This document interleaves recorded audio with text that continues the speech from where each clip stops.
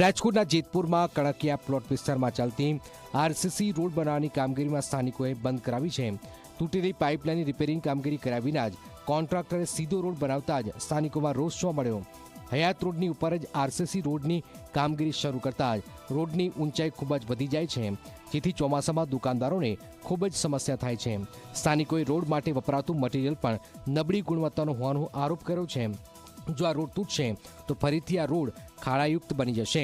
સ્થાનિકોનું કહેવું છે કે સરકાર કરોડો રૂપિયાની ગ્રાન્ટ આપે છે, પરંતુ પાલિકાના પદાધિકારીઓ અને અધિકારીઓની મિલીભગતથી ગ્રાન્ટનો સદુપયોગ થતો નથી।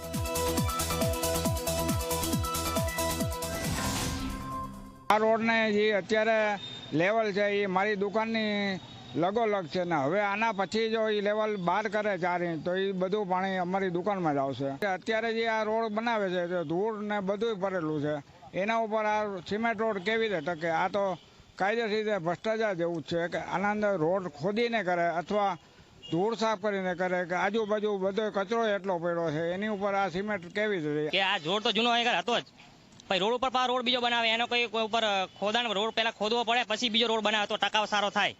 હવે આ રોડ બનાવવાના ઉપર તો એ રોડ ટકવાનો તો છે નહીં, બરોબર? અને પીસીસી કરવું ન પડે એનો બેઝ સારો હોવાથી ખોદીને કરવામાં નહોતું આવેલું। જો ખોદીને કરવામાં આવે તો આખો રોડ કાઢી ફરીથી, અને એ જગ્યા એવી છે કે ત્યાં તમે હેવી રોલિંગ કરી શકો એમ નથી। બેઝ સારો હોવાથી નગરપાલિકાએ જાહેર હિતમાં આવો નિર્ણય કરેલો હતો।